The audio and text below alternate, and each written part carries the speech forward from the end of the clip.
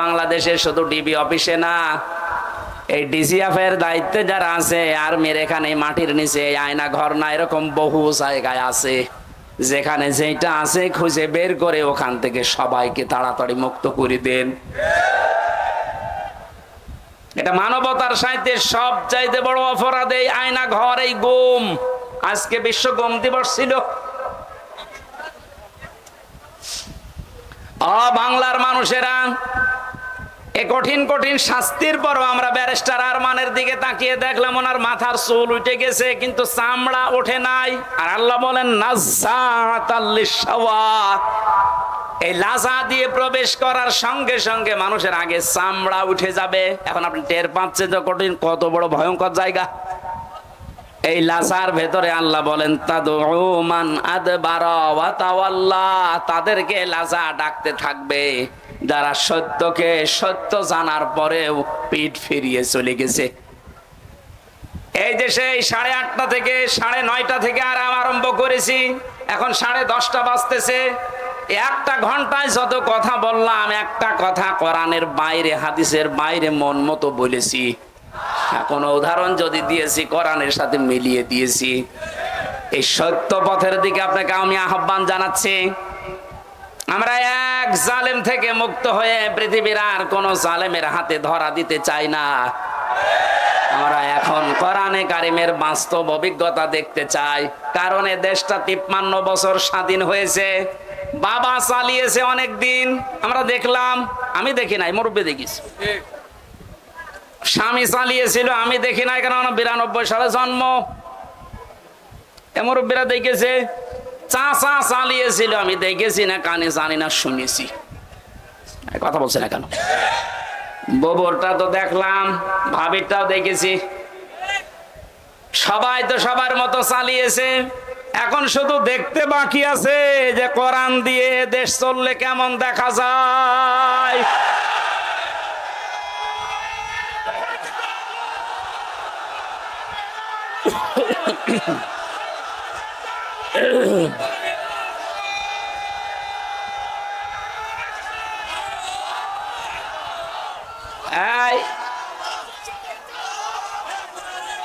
আজকে কে যেন ফতোয়া দিয়েছে যে নারায়েত তাকবীর এই শব্দটা বলা শিরক। কারণ নারায়েত মানে নারুন থেকে এসেছে, এটা পাগল। নারায়ণ শব্দটা নারতুন থেকে, নারতুন মানে উচ্চ, তাকবীর মানে আল্লাহর আওয়াজ। তাকবীর মানে কি? নারায়েত তাকবীর, উচ্চ আওয়াজে আপনি তাকবীর দেন। এই শব্দটা এখান থেকে, ওরা নারায় এখান থেকে নিয়ে এসেছে। নারুন মানে আগুনের তাকবীর। এটা আমাদের কলবের, অন্তরের এবং আত্মার সাথে মিশে থাকা একটা তাকবীর। এটা হযরত ওমর যেদিন দিয়েছিলেন, কাফেরেরা তাড়াতাড়ি করে দরজা জ্বালানা বন্ধ করে বলছে দরকার নেই, ওর সামনে গেলে মাথা থাকবে না। সুতরাং এই তাকবীর আমরা মরণ পর্যন্ত দিতে রাজি আছি। এই শব্দটা শুনে যারা মৌলবাদ বলে অনেকে আওয়াজ তুলেছিল, আপনি আল্লাহু আকবারের শব্দের যদি মৌলবাদ বলে উল্টাপাল্টা ফতোয়া দেন, আপনার জানাজা পড়া কবরে যাওয়া জায়েজ নেই। কারণ আপনি এমনিতেও জাহান্নামে যাবেন, অমনিও জাহান্নামে যাবেন।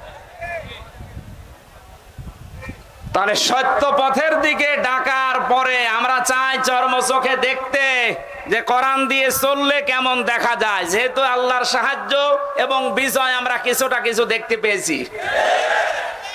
অনেকে এখানে এসেছে, এশার নামাজে হয়তো পড়তেও পারেন, ইযা জা নাসরুল্লাহি ওয়াল ফাত।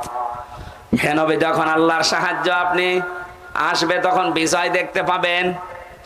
বিজয়ের ভেতরে যতগুলো কাজ আছে তার অন্যতম একটা কাজ হচ্ছে ওয়ারাআইতান নাসা ইয়াদখুলুনা ফি দীনিল্লাহি আফওয়াজা। সত্যিই যদি আল্লাহর সাহায্য এসে যায় তখন আপনি বিজয় পাবেন।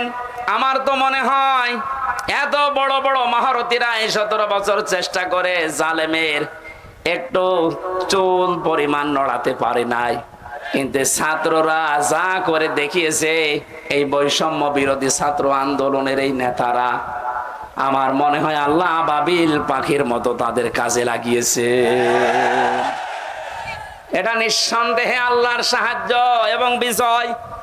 আরে বিজয় আসলে যে 7টা কাজ হয়, তার 1 নম্বরের কাজ হচ্ছে দলে দলে পালে পালে মানুষ ইসলামে প্রবেশ করবে। এই 26 দিনে আমরা যেটা দেখতে পেলাম, কথা বলেন না কেন? 25 দিনে 5 তারিখ থেকে 30 তারিখ পর্যন্ত তাকান, কত হিন্দু আমিরে জামাতের হাতে হাত দিয়ে মুসলমান হয়ে যাচ্ছে, কত জালেম পর্যন্ত নিজের জুলুম স্বীকার করে আজ ইসলামে আসতেছে। আজকের একটা জরিপ পেয়েছি,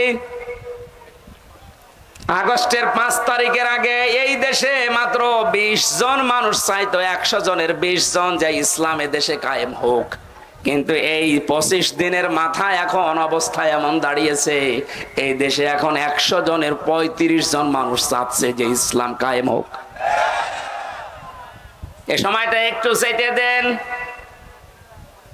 বাংলাদেশে যারা একামতে দিনের দায়িত্ব পালন করে, এই মানুষগুলোর যে ইখলাস আমি দেখেছি।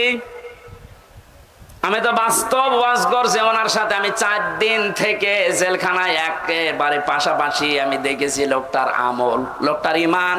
এটা পরবর্তী আয়াতে ওইটা আসবে। ওনার যে মর্যাদা, ওনার যে ভরসা, তাওয়াক্কুল আল্লাহর উপরে। আমির হামজাকে লক্ষ্যটা এক জায়গায় করলে ওই রকম তাওয়াক্কুল হবে না। আমি কত আলেমকে জেলখানায় কাঁদতে দেখেছি, আফসোস করে, এমনকি আল্লাহকেও দোষারোপ করে।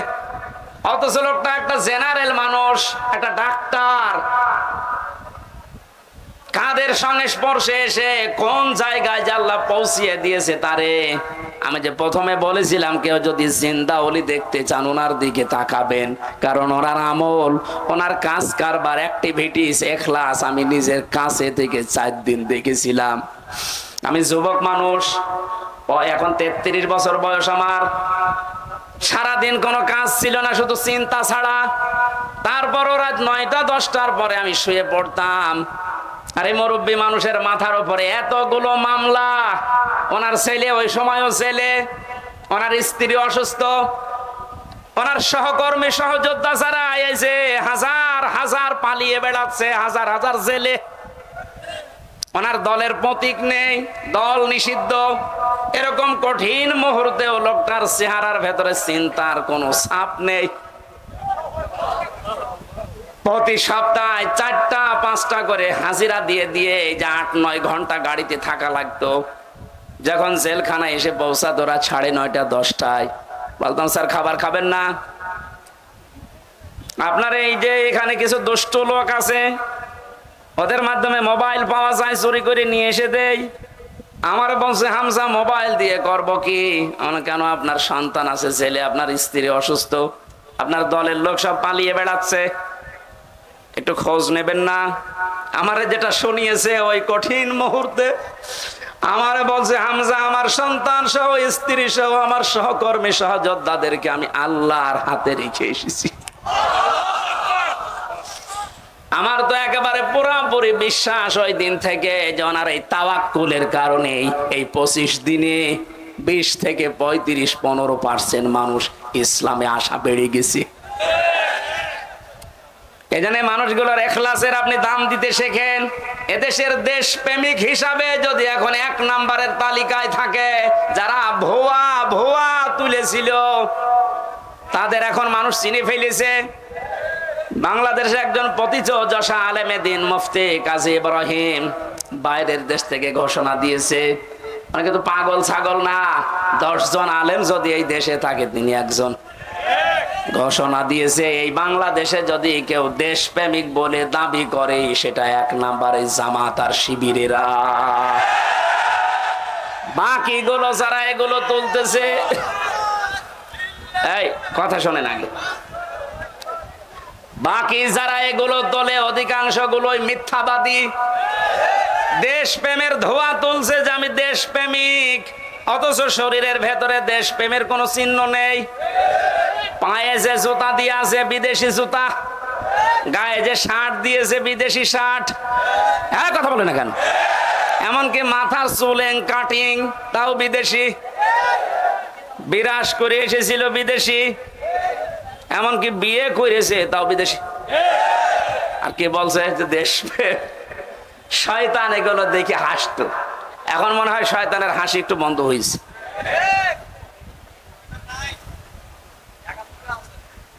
এজন্য সত্য পথে আহ্বান করলে আপনার অন্তত কিছু না থাকলেও কিন্তু বিবেক আছে। বিবেক থাকার পরও যদি কেউ উল্টা দিকে চলে যান, সে যে দলের লোক হন, আপনাকে আল্লাহ লাজাই দেবে। লাজাই গেলে প্রথমে চামড়া খসে যাবে।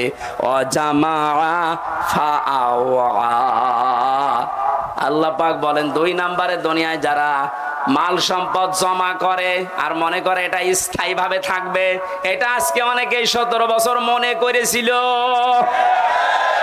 এজন্যই তো পদ্মা সেতুর চাইতেও একজনের টাকা বেশি। এই দরবেশের টাকার পরিমাণ দেখেছেন, শুধু ঋণ ছিল 36,000 কোটি টাকা পদ্মা সেতু বানাতে। 2 নাম্বারই করে বলে গেছে মাত্র 32,000 কোটি। তার মানে ওর টাকা দিয়ে আরেকটা বানানো যাবে। এই আয়াতের সাথে 100 ভাগ মিলে গেছে।